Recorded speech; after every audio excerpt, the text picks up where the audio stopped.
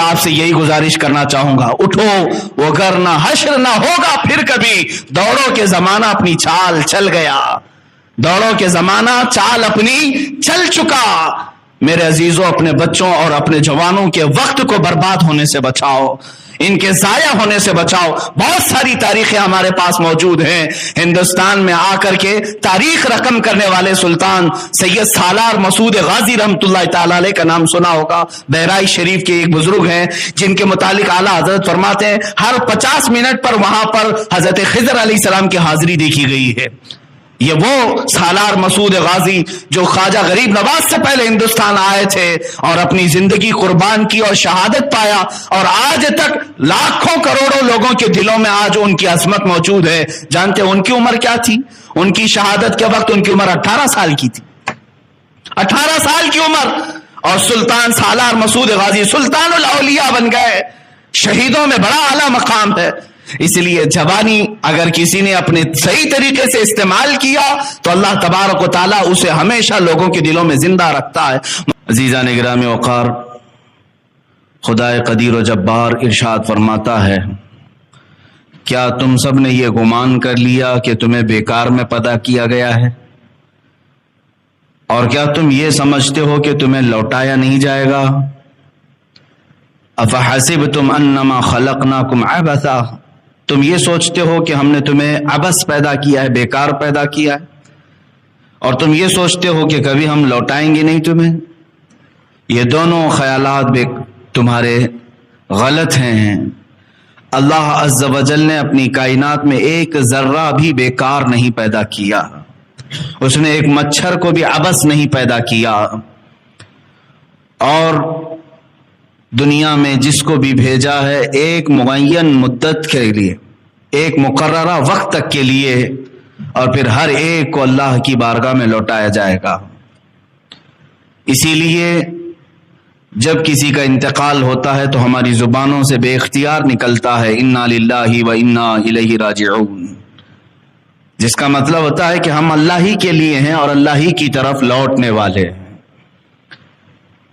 عزیزان گرامی، جس نے اپنی زندگی کا مقصد اور اپنے یہاں پر زندہ رہنے کا مقصد نہیں سمجھا، وہ سب سے بڑے دھوکے میں رہا۔ لوگ یہ کہتے ہیں کہ فلاں نے مجھے دھوکہ دے دیا، فلاں نے میرے ساتھ چیٹ کیا، بلکہ ایک بزرگ فرماتے ہیں سب سے زیادہ دھوکہ تم خود اپنے آپ کو دیتے ہو۔ دوسروں کا جو کھایا ہوا دھوکہ ہے وہ تھوڑی دیر کے لیے ہوتا ہے، لیکن تم جو خود دھوکے میں مبتلا ہو اپنے آپ کو، یہ برسوں بیت جاتے ہیں، تم نے اپنے آپ کو اس کیفیت سے باہر نہیں نکالا۔ کبھی اپنے جسم کی طرف دیکھو، یہ قیمتی جسم اللہ تعالیٰ نے تمہیں کیوں کر عطا کیا ہے؟ یہ ہاتھ و پیر کی نعمتیں، یہ آنکھ و زبان کی نعمتیں، یہ قوت سماعت، قوت بصارت، یہ تمام قوتیں جو اللہ نے تمہیں بنا کسی معاوضے کے دیا ہے، کیا یوں ہی دے دی گئی ہیں تمہیں؟ ان کا کوئی استعمال؟ تو پھر ظاہر سی بات ہے بندہ جس چیز کے لیے پیدا کیا گیا ہے وہ چیز نہ کرے تو گویا کہ اس نے خود اپنے آپ کو اس دنیا میں سب سے بڑا دھوکہ دیا۔ میرے عزیزو، اپنے آپ کو دھوکہ دینے سے باہر نکل آؤ۔ میں آج یہ کہنا چاہوں گا ان نوجوانوں سے جو اپنی زندگی کا مقصد نہیں سمجھ سکے، کسی دن آ کر پوچھ لیتے کہ ہماری تخلیق کا کیا مقصد ہے، ہمیں کیوں بنایا گیا ہے، اس دنیا میں مجھے کیوں بھیجا گیا ہے، میں یہاں کیوں زندہ ہوں۔ حد تو یہ ہے کہ جو کسی چیز کی تحقیق کرتا ہے، ریسرچ کرتا ہے، اسے سائنسدان کہتے ہیں۔ ایٹم پر تحقیق کیا، ذرے پر تحقیق کیا، زمینوں پر تحقیق کیا، آسمانوں پر تحقیق کیا، انسان نے کن چیزوں پر تحقیق نہیں کیا ہے؟ اور جس مادے پر انسان تحقیق کرتا ہے وہ اتنا بلندی پر جاتا ہے کہ دنیا اسے سائنسدان کہتی ہے، سائنٹسٹ کہتی ہے۔ اور اسلام سب سے پہلے تمہیں خود اپنے آپ پر تحقیق کرنا سکھاتا ہے۔ عزیزان گرامی، اسی لیے مشہور قول ہے من عرف نفسہ فقد عرف ربہ، جس نے اپنے آپ کو پہچانا اس نے اپنے رب کو پہچان لیا۔ خود اپنے متعلق سب سے پہلے معلومات حاصل کر لے کہ میرا بچپنا کیوں ہے، میری جوانی کیوں ہے، مجھے اگر بڑھاپا دیا گیا تو کیوں ہے، میری سانسوں کا کیا حساب کتاب ہے، میں اس دنیا میں ساری سہولتیں کھا پی کر کے استعمال کر کے کیوں رہ رہا ہوں، کوئی تو مقصد ہوگا۔ مثال کے طور پر آپ کو اچانک کسی نے 5 اسٹار ہوٹل میں بلایا، وہاں پر طرح طرح کے کھانے لگے ہوئے تھے، بہترین روم ہیں، آپ گئے اور وہاں کے کھانے بھی استعمال کرتے رہے، وہاں کے رومز بھی استعمال کیے، وہاں کا پانی استعمال کیا، جو جو سہولیات تھی وہاں پر سب آپ نے استعمال کیا، لیکن کیا یہ آپ کا فرض نہیں بنتا کہ آپ کو دعوت کس کام کے لیے دی گئی تھی؟ وہاں پہ اس 5 اسٹار ہوٹل میں کوئی پارٹی تھی، کسی کی شادی، کسی کا ولیمہ، کسی کا عقیقہ، کیا تھا؟ کیوں بلایا گیا تھا آپ کو؟ کیوں بلایا گیا؟ ایک بڑے فنکشن ہال میں آپ کو کیوں بلایا جاتا ہے؟ آپ کو تو یہ معلوم ہی ہوتا ہے مجھے فلاں کی شادی میں بلایا گیا، ولیمے میں بلایا گیا، عقیقے میں بلایا گیا، منگنی میں بلایا گیا، آپ کو معلوم ہوتا ہے کیوں بلایا گیا ہے۔ بغیر آپ کو معلوم ہوئے آپ وہاں جا کر کے موج مستی کرتے رہیں تو آپ کو پاگل کہا جائے گا، اسے پتہ ہی نہیں ہے یہاں ہو کیا رہا ہے، صرف عیاشی کرنے کے لیے آ گئے۔ عزیزان گرامی وقار، تمہارے اس کائنات میں جلوہ گر ہونے سے پہلے اللہ تعالیٰ نے کیا چیزیں تمہارے لیے نہیں سجائی؟ یہ زمین کا مضبوط بچھونا، آسمان کا مضبوط چھت بغیر پلر کا، یہ کائنات میں سرسراتی ہوئی ہوائیں اور تمہارے لیے مفت سانسیں، تمہارے لیے پانی کی فراوانی، روشنی کا انتظام، سونے کے لیے الگ تمہیں نیند کے غلبے، بھوک لگے تو کھانے کی تمام چیزیں، یہ سب چیزیں مہیا کر دی گئی، تو تم آئے کیوں یہاں پر؟ اس کائنات میں کیوں آئے؟ کیا مطلب تھا، کیا مقصد تھا؟ اسی مقصد تخلیق کو قرآن کہتا ہے سورہ زاریات کی آیت، وَمَا خَلَقْتُ الْجِنَّ وَالْإِنسَ إِلَّا لِيَعْبُدُونَ۔ اللہ تعالیٰ فرماتا ہے ہم نے جنات اور انسانوں کو صرف میری عبادت کے لیے بنایا ہے، اپنی عبادت کے لیے بنایا ہے۔ سمجھ میں آیا کہ ہمیں کائنات میں اللہ نے اگر بھیجا ہے تو اس کی عبادت کے لیے بھیجا ہے۔ عزیزان گرامی، اسی بات کو میں نے اس سے قبل بھی دہرایا تھا کہ انسان باقی ساری چیزیں کر لیا لیکن جس کا مقصد کے لیے وہ آیا تھا اسی میں وہ ادھورا رہ گیا، یعنی عبادت، اللہ کی رضا حاصل کرنا، یہ سب کا مقصد تھا، اسی لیے تمہیں بنایا گیا تھا۔ اور آج بہت سارے لوگ یہ سمجھتے ہیں کہ یہ لائف بیکار کی چل رہی ہے اور اس کو اس طرح سے گزار رہے ہیں جیسے لگتا ہے کہ کوئی ہلکی پھلکی چیز تمہارے ہاتھ میں آئی ہے۔ اتنی قیمتی زندگی اللہ تعالیٰ نے تمہیں دی ہے کہ اگر سانس تمہاری رک جائے تو کروڑوں دے کر کے بھی کسی ڈاکٹر سے سانسیں واپس نہیں لا سکتے۔ ایک بار تمہاری دھڑکن رک جائے تو لاکھوں کروڑوں اربوں دے کر کے بھی اس دھڑکن کو واپس نہیں لا سکتے۔ اتنی قیمتی لائف تمہارے ہاتھوں میں آج موجود ہے، لیکن اس کا مقصد نہ سمجھ کر کے اپنے آپ کو عیاشیوں میں اور بیکار زندگی میں گزارنا، گویا کہ انسان کا خود اپنے آپ کو دھوکہ دینا ہے۔ مجھے بتاؤ کتنے لوگوں نے اپنے آپ کو دھوکہ دیا؟ یہ تو جرم ہے دھوکہ دینا دوسروں کو، لیکن میں سمجھتا ہوں اس سے بڑا جرم اپنے آپ کو دھوکہ دینا کہ تم پیدا کس کام کے لیے کیے گئے تھے اور کر کیا رہے ہو آج۔ مجھے بتاؤ اے بچوں، جوانوں، کیا تمہاری راتیں اسی لیے بنائی گئی ہیں کہ تم رات بھر بیٹھ کر گیم کھیلو؟ کیا تمہاری راتیں اسی لیے ہیں کہ تم کسی بھی نکڑ پر بیٹھ کر کے گپیں لگاؤ؟ کیا تمہاری راتیں اسی لیے ہے کہ لوگوں کے عیب جوئی کرو؟ کیا تمہارے دن اسی لیے ہیں کہ تم اپنے طبیعت اور اپنی خواہشات کے لیے ڈانس بار، کبھی کلب، کبھی فلاں جگہ، نشے کے اڈے، تاش کے پتے، شراب کی بو، یہ تمام چیزیں زندگیوں میں ایسی لائی گئی؟ کیا آپ نے کبھی یہ سوچا کہ اسی لیے میں دنیا میں آیا ہوں؟ نہیں میرے عزیزو، کسی اور نے نہیں، تمہیں اس راستے پر تمہارے نفس نے دھوکہ دیا ہے، اپنے آپ کو دھوکہ دے کر کے صراط مستقیم سے ہٹا دیا ہے۔ عبث نہیں پیدا کیے گئے، بیکار نہیں پیدا کیے گئے۔ میں تاریخ کی چند مثالیں آپ کے سامنے رکھتا ہوں جنہوں نے دنیا میں ایک ایسی تاریخ رقم کی ہے کہ ان کی زندگی کا ایک لمحہ بھی ضائع نہیں کیا انہوں نے. ایک دن تو دور کی بات ہے، ایک لمحہ ضائع نہیں کرتے تھے. امام بخاری رضی اللہ تعالیٰ عنہ، کون نہیں جانتا اس امام المحدثین کو. قرآن پاک کے بعد سب سے افضل کتاب اس روئے زمین پر وہ بخاری شریف ہے، صحیح بخاری.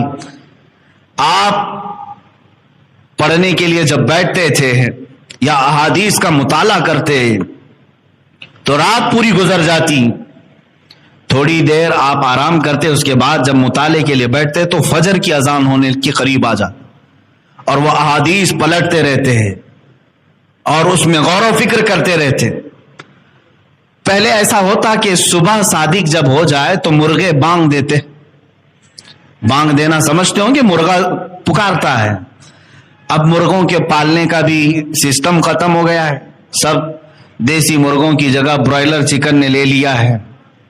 یہ سارے تو جنگلی کہلانے لگ گئے اب، حالانکہ اس کی فضیلت آئی ہے یہ دیسی مرغے کی. اس کو مارنے سے بھی منع کیا گیا، کہا گیا کہ اس کو اذیت نہ دو، اس لیے کہ لوگوں کو صبح کی اذان کے طور پر جگاتا ہے. تو پہلے یہی ہوتا تھا کہ برابر وقت پر صبح صادق پر مرغا بانگ دیتا اور لوگ یہی سمجھتے کہ اب فجر کا وقت ہو چکا ہے. وہ برابر فجر کے وقت پکارتا اور اس مرغے پر لعنت بھیجی گئی ہے جو آدھی رات میں پکارتا ہے. کہا گیا وہ شر ہے، وہ شیطانی ہے. خیر، امام بخاری رحمت اللہ تعالی علیہ کچھ لکھ رہے تھے یا پڑھ رہے تھے، مرغے نے بانگ دی تو جیسے ہی مرغا بانگ دیتا آپ اپنی کتاب بند کر دیتے اور مسجد کی طرف چلے جاتے. نماز کا وقت ہو چکا ہوتا جب آپ فجر کی ادائیگی کے لیے آتے. امام بخاری رحمت اللہ تعالی علیہ نے ایک رات مرغے کی آواز سنی، اپنا مطالعہ بند کیا، اپنی کتاب بند کی اور نکل پڑے. مسجد آئے تو پتہ چلا ابھی فجر کا وقت ہونے میں کافی ٹائم باقی ہے. کافی ٹائم کا مطلب آدھا گھنٹہ، آدھا سے پونا گھنٹہ ہوگا. اتنا وقت باقی تھا ابھی طلوع صبح صادق کے لیے. امام بخاری رحمت اللہ تعالی علیہ کو جلال آ گیا. حالانکہ اگر کوئی وقت سے پہلے مسجد میں آ جائے تو ثواب ہی ہے، کیا خرابی ہے. امام بخاری رحمت اللہ تعالی علیہ اس قدر جلال میں آئے کہ آ کر کے آپ نے ایک جملہ کہا کہ اللہ اس مرغے کو قتل کر دے. قاتل اللہ ھذا الدیک، اللہ اس مرغے کو قتل کر دے جس نے میرے مطالعے کے وقت کو برباد کیا. جو میری پڑھائی کا وقت تھا اس نے اس میں سے، اس کی آواز کی وجہ سے میں اٹھ گیا، میرا اتنا وقت اس نے خراب کیا. مرغا فجر کی اذان سے پہلے ختم ہو چکا تھا، مر چکا تھا. آپ کی والدہ ماجدہ امام بخاری رحمت اللہ تعالی علیہ کی والدہ ماجدہ نے آپ کو نصیحت فرمائی اور ارشاد فرمایا کہ بیٹا اس کے بعد کبھی کسی کے لیے اس طرح کا جملہ نہ کہنا، اس لیے کہ اللہ تمہاری زبان میں اثر رکھا ہے. بتانا مقصود یہ ہے میرے عزیزو کہ ان کا کتنا وقت گیا ہوگا، آدھا سے پونا گھنٹہ، جس کے لیے وہ اتنے جلال میں آئے کہ اس مرغے کو پھر کبھی دوبارہ پسند نہیں فرمایا اور وہ ختم بھی ہو گیا. یہاں تو پوری کی پوری راتیں ضائع ہو گئیں، برس کے برس ضائع کیے، مہینوں ضائع کیے اور کبھی اف تک نہیں. میرے عزیزو تمہارے پاس جو وقت ہے یہ بہت ہی قیمتی وقت ہے اللہ کو منانے کے لیے اور اس کو راضی کرنے کے لیے. میں ایک حدیث پاک آپ کو سنا کر مقصد زندگی آپ کو بتانا چاہوں گا. اللہ کے نبی صلی اللہ تعالی علیہ وسلم ارشاد فرماتے ہیں لا تزول قدما ابن آدم حتی یسأل عن خمس. قیامت کے دن ابن آدم یعنی ہر انسان، کوئی انسان کے دونوں قدم ہٹ نہیں سکیں گے اپنی جگہ سے. جو محشر کا میدان ہوگا، میرے آقا صلی اللہ علیہ وسلم فرماتے ہیں لا تزول قدم ابن آدم، پورے انسانوں میں سے کسی انسان کے دونوں قدم ہٹیں گے نہیں اس وقت تک حتی یسأل عن خمس، جب تک کہ اس سے 5 چیزوں کا سوال نہ ہو جائے. جب تک کہ اس سے 5 چیزوں کے بارے میں پوچھ نہ لیا جائے. وہ 5 چیزیں کیا ہیں؟ یہ ترمذی شریف کی صحیح حدیث ہے. اللہ کے نبی صلی اللہ تعالی علیہ وسلم فرماتے ہیں عن عمرہ فیما افناہ. سب سے پہلا سوال یہ ہوگا کہ اللہ نے جو تجھے پوری عمر دی تو نے کہاں کہاں گزاری، پورا حساب دے دے. وعن شبابہ فیما ابلاہ.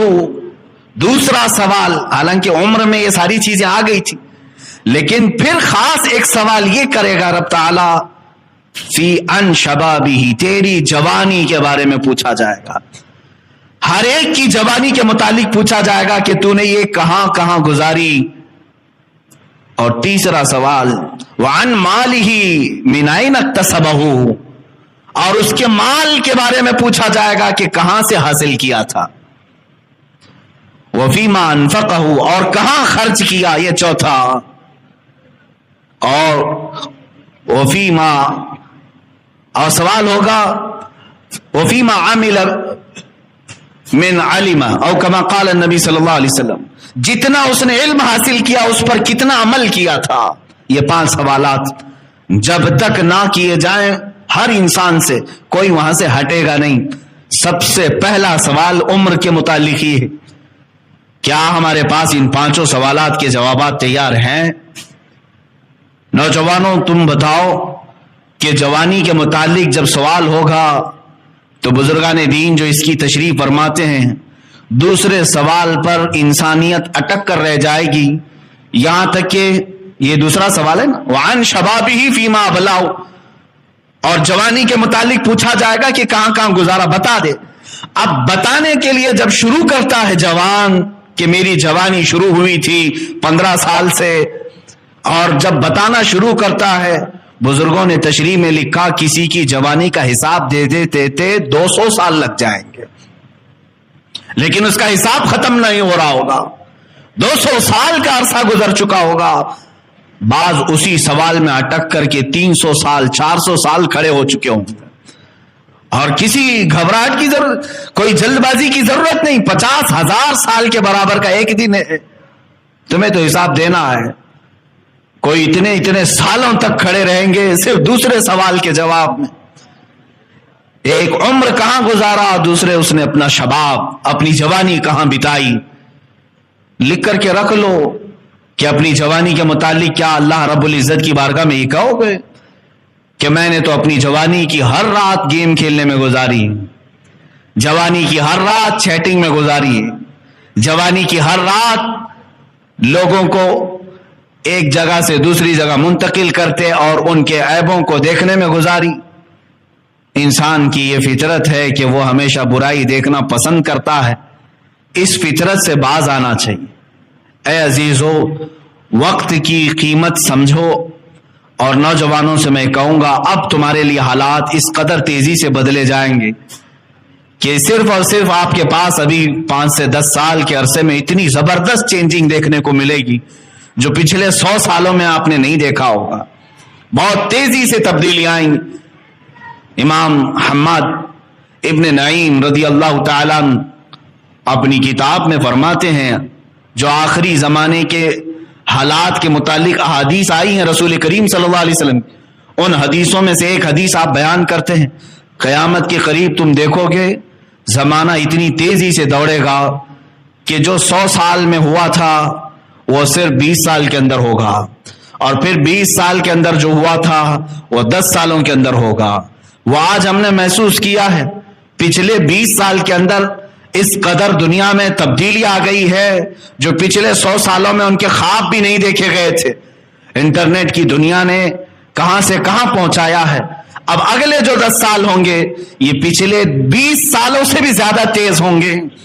ہم ابھی سے سن رہے ہیں کہ 5G کا آنا متوقع ہے اور اس کے بعد دنیا میں زبردست تبدیلیاں آئیں گی. ہو سکتا ہے کہ تمہاری نیچرل قدرتی چیزوں پر بہت بڑا ایفیکٹ ہو، بہت بڑا اثر ہو. تمہارے کھان پان میں تبدیلی آ جائے گی، رہن سہن میں تبدیلیاں آ جائیں گی.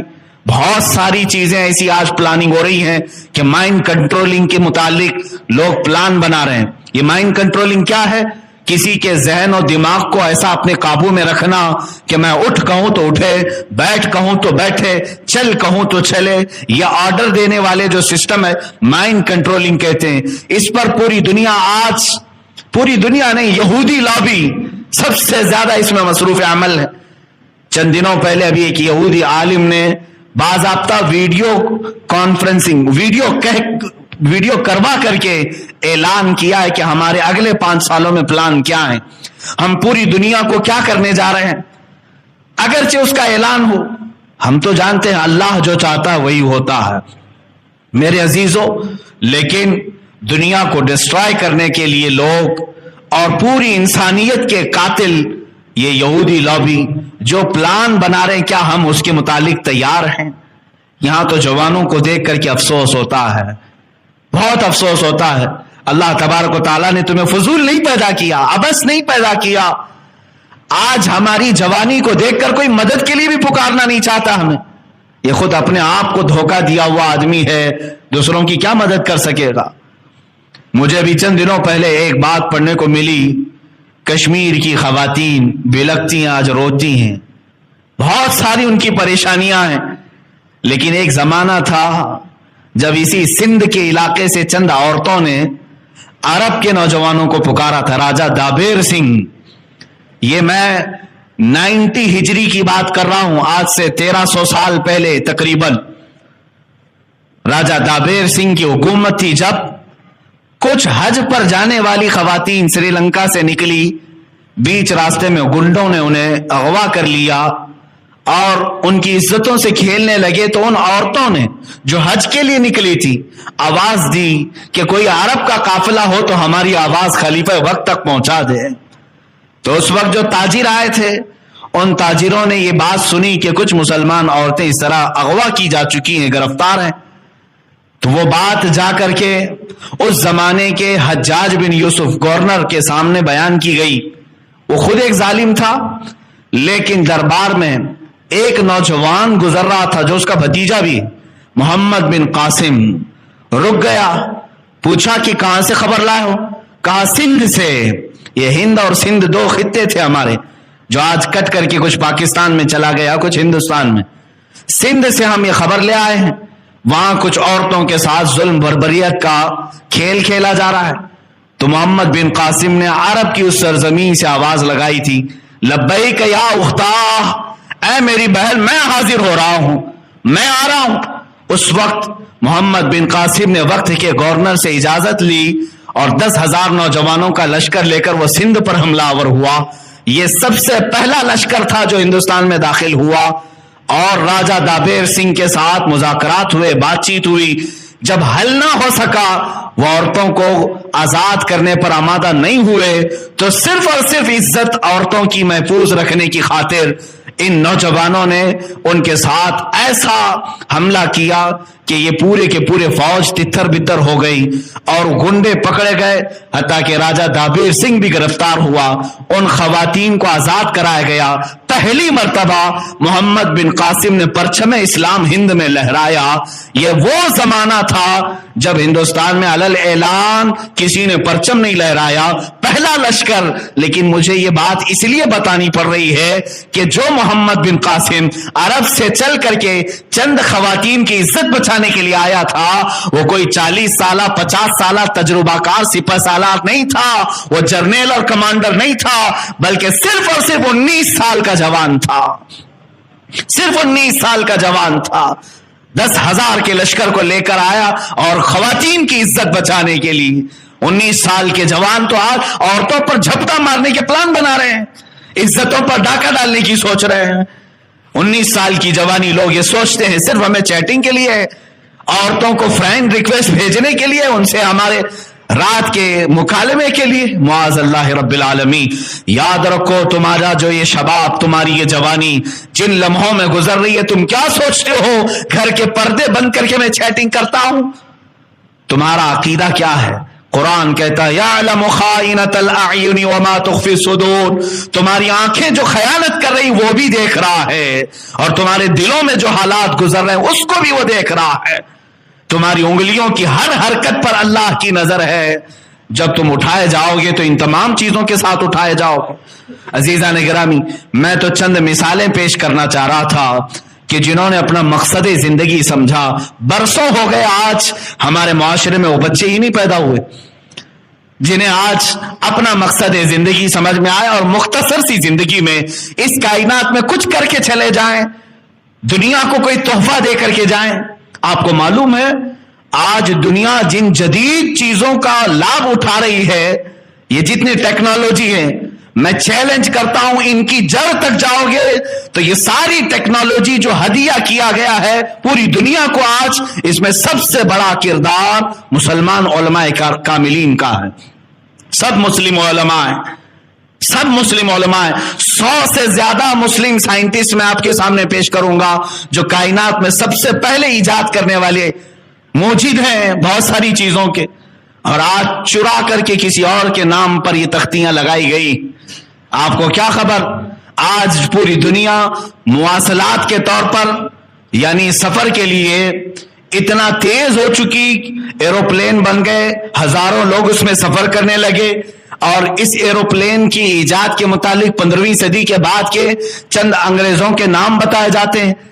نہیں میرے عزیزوں، سب سے پہلے اس کا تجربہ کرنے والے حسین بن عباس فرناس، عباس بن حسین فرناس، یہ کرتبہ میں رہنے والا ایک ایسا سائنسدان، کب کی بات کر رہا ہوں، آج سے 1000 سال پہلے کی بات، آج یہ 2020 چل رہا ہے، وہ 1021 1022 کا سائنسدان ہے۔ جب کرتبہ کی جامع مسجد کے مینار سے پر لگا کر عقاب کے اس نے خود اڑنے کی کوشش کی، اور پہلا وہ انسان ہے جو ہوا میں اڑنے کا ایک تجربہ دور لوگوں کے سامنے پیش کیا۔ ایسے نہیں کہ مینار سے چھلانگ لگایا، بلکہ تاریخ میں آج بھی رقم ہے عباس فرناس 10 منٹ تک ہوا میں اڑتا رہا، اس نے نہیں ایجاد کی، اور اس کے 500 سال بعد آ کر اس فارمولے پر تحقیق کی گئی اور اس کے بعد ایروپلین بنایا گیا۔ دنیا کو ہواؤں میں اڑنے کا انداز بھی ایک عالم دین نے دیا تھا، ایک نوجوان سائنسدان نے دیا تھا۔ ابن الہیثم کا نام سنا ہوگا آپ نے، سب سے پہلے بصریات کے علم پر کتابیں لکھنے والا وہ سائنسدان جس نے آنکھوں کے متعلق تمام تفصیلات درج کی، بلکہ دنیا میں سب سے پہلے کیمرے کا تصور دینے والا ابن الہیثم ہے کہ روشنی جتنے باریک حصے سے اندھیرے کمرے میں جائے گی، ایک کمرے سے کیمرہ بنایا گیا۔ ابن الہیثم کون ہے؟ ایک مسلم سائنسدان۔ اتنا ہی نہیں، ابو بکر رازی، یہ وہ طبیب ہے جو پوری دنیا کا فاؤنڈر ہے، علم طب میں، میڈیکل سائنس میں سب سے زیادہ کتابیں لکھنے والا مسلم عالم دین ابو بکر زکریا رازی، جنہوں نے آج سے کئی 100 سال پہلے لوگوں کو تصور دیا علم طب کا۔ سرجری کے معاملات پوری دنیا میں کہیں پر نہیں تھے، سب سے پہلے ابو بکر رازی نے سرجری کے طریقے بتائے، ہاسپٹل کا نظام بتایا کہ ہاسپٹل کہاں بنایا جائے۔ بغداد میں انہوں نے خلیفہ سے کہا کہ گوشت کے ٹکڑے کاٹ کر کے ہر محلے پر لٹکائے جائیں، ایک ایک لکڑی میں لٹکائے گئے 10-12 محلوں میں، اور 3 دن کے بعد وہ نکالنے لگوائے۔ امام رازی نے دیکھا کہ جو گوشت کا ٹکڑا سب سے لیٹ خراب ہوا یا سوکھا، بہت سارے تو سڑ گئے، سوکھ گئے، جو بہت دیر تک صحیح سلامت تھا، ابو بکر رازی نے کہا یہاں ہاسپٹل بنایا جائے۔ کہا کیوں؟ کہا یہاں کی آب و ہوا جسم کو جلدی خراب نہیں ہونے دیتی، مریض کو ایسی جگہ رکھا جائے جہاں کی آب و ہوا اس کے جسم کو سلامت رکھے۔ یہ کانسیپٹ کس نے دیا تھا؟ ابو بکر رازی نے، جب ان کی عمر 33 سال کی تھی۔ 33 سال کی عمر میں بڑے سے بڑی دنیا کو انہوں نے فارمولے پیش کیے، ایک دو نہیں میرے عزیزو۔ ابن ساعتی، لقب ساعتی خراسانی، ایک مشہور سائنسدان مصر کے رہنے والے، اور آج سے تقریباً 1200 سال پہلے کی بات بتا رہا ہوں، خلیفہ ہارون رشید کے زمانے، تب اس سائنسدان نے ہاتھ کی گھڑی ایجاد کی اور پورا پلانٹ سسٹم دیکھنے کا طریقہ ایجاد کیا۔ سیارے گردش کہاں کرتے ہیں؟ گریویٹی سسٹم جو بعد میں نیوٹن کے لیے پیش کیا گیا، یہ سب سے پہلے مسلم عالم دین نے پیش کیا، کشش ثقل جس کو کہتے ہیں.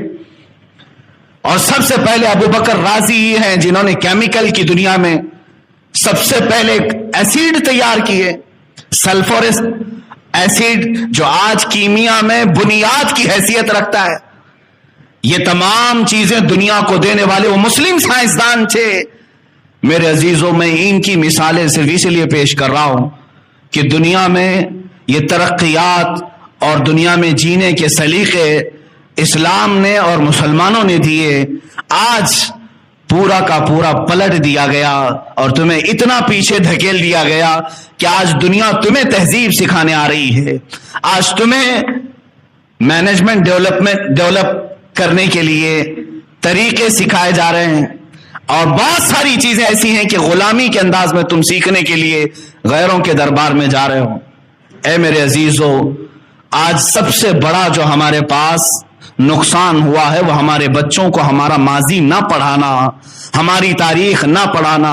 چند سال اور تم اس طرح آنکھ بند کر کے بیٹھے رہو، تب اس کے بعد بچوں کا حال یہ ہوگا. یہ مسلم سائنسدان تو بھلا ہی دیے گئے ہیں، یہ تو کہاں معلوم ہے، اچھے اچھے لوگوں کو نہیں معلوم، یہ تو بھلا ہی دیے گئے ہیں. اولیاء اکرام بھی بھلا دیے جائیں گے، تاریخ ختم کی جائے گی.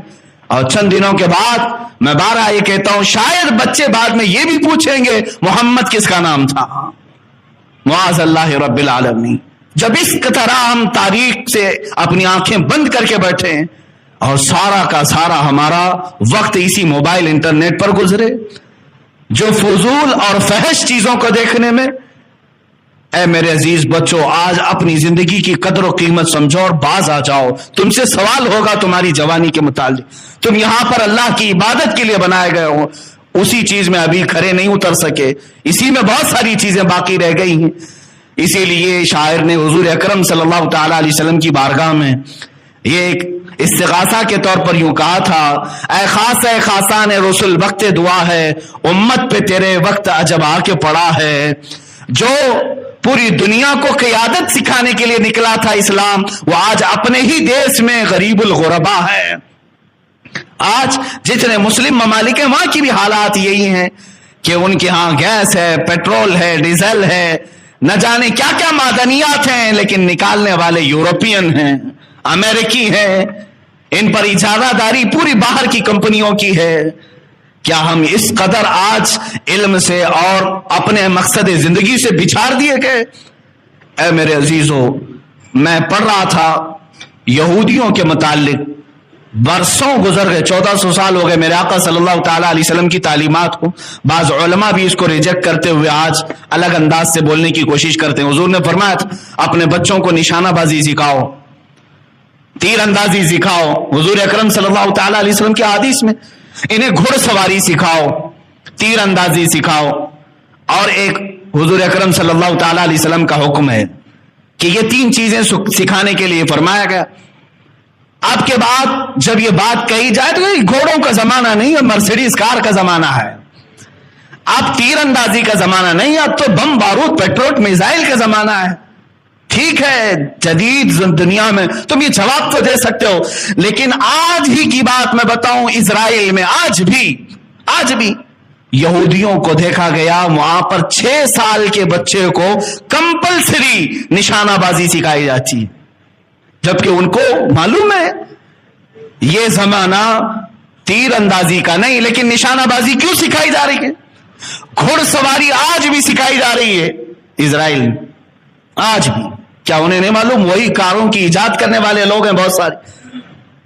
عزیزان گرامی وقار، میں نے یہ محسوس کیا دنیا کی دوسری قومیں میرے نبی کے فرمان کے مقاصد سمجھ گئی اور وہ حل کرنے پر اپنے بچوں کو آمادہ کر لیا، اور ہم ترقیات کے نام پر اپنے ہی نبی کے فرامین کو پیچھے چھوڑتے چلے گئے.